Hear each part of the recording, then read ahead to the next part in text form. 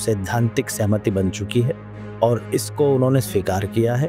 माननीय मुख्यमंत्री जी, माननीय केंद्रीय कृषि मंत्री जी, हमारे सांसद ज्ञानेश्वर पाटिल जी, मेरे साथी विधायक मुरली भंवरा जी, हम सभी ने सम्मिलित रूप से इस मांग को उठाया। तो मुझे इस बात का संतोष है कि हमारी सरकार ने किसानों की इस मांग को न सिर्फ पूरा किया बल्कि इनके जैसे और भी जितने भूमि अधिग्रहण संबंधित प्रकरण है उन सबके भी आगे समाधान होने की उम्मीद जागी। जो बातें विश्वास पूर्वक किसानों को कही है उसका अक्षरशः पालन कराया जाएगा।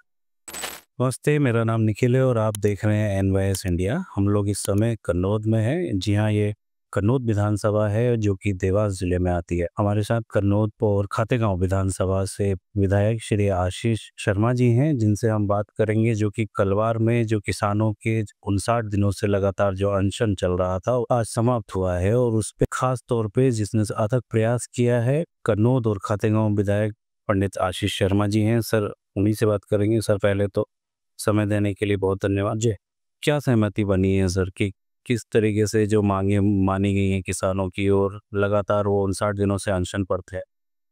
इंदौर बुधनी रेल परियोजना इस क्षेत्र के विकास की एक बहुत महत्वाकांक्षी परियोजना है जिसे स्वर्गीय सुषमा स्वराज जी ने क्षेत्रवासियों की मांग पर स्वीकृत कराया था और इस रेल परियोजना का काम विधिवत प्रारंभ हुआ और चूंकि इस रेल परियोजना को अतिशीघ्र पूरा किया जाना था इसलिए शासकीय एवं निजी भूमि अधिग्रहण का कार्य हमारे क्षेत्र के साथ साथ पूरे इस ट्रैक पर चल रहा था।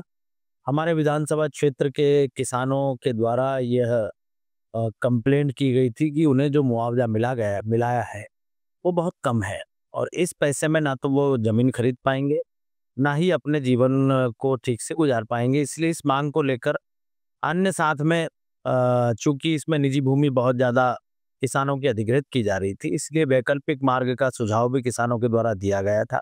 साथ ही साथ एक वायडक्ट जैसी संरचना जिस पर से रेलगाड़ी को निकालकर किसान के नीचे जमीन वो खेती के उपयोग के लिए रहे, ऐसी मांग भी किसानों के द्वारा की जा रही थी। रेलवे विभाग माननीय रेल मंत्री अश्विन वैष्णव जी के साथ हम लोगों की क्षेत्र के सांसद माननीय कृषि मंत्री शिवराज सिंह चौहान जी के साथ दिल्ली में लगभग 4 बार उनसे भेंट हुई और उन्होंने पूरी बातों को गंभीरता से सुना। चूंकि मुआवजा देने का विषय मध्य प्रदेश सरकार का था इसलिए माननीय मुख्यमंत्री जी से भी मिले। मुख्यमंत्री जी ने भी सहृदयता पूर्वक किसानों की मांग को न सिर्फ सुना समझा बल्कि ये आश्वासन भी दिया कि किसानों के आर्थिक हितों का नुकसान सरकार नहीं पहुंचाना चाहती और इसलिए जो किसान भाई आंदोलनरत थे हमने उनको बीच में भी कई बार ये कहा कि आंदोलन आप चाहे करिए लेकिन अपने शरीर को कष्ट मत दीजिए, अनशन मत करिए। लेकिन संवाद बातचीत सब चलती रही और अंततः जिला कलेक्टर महोदय के माध्यम से राज्य सरकार और कमिश्नर उज्जैन के माध्यम से इन लोगों को बढ़ा हुआ मुआवजा देने पर सैद्धांतिक सहमति बन चुकी है और इसको उन्होंने स्वीकार किया है। अतिशीघ्र अब उन लोगों को बड़ी ही राशि उनके खातों तक पहुंच जाए। साथ ही छोटी छोटी जो मांगे उनकी ओर है, कुछ संपत्तियां छूट गई हैं उनका पुनर्मूल्यांकन कराना और जो भी समय समय पर हो सकेगा वो हम कराने का उनको विश्वास दिलाकर आए हैं।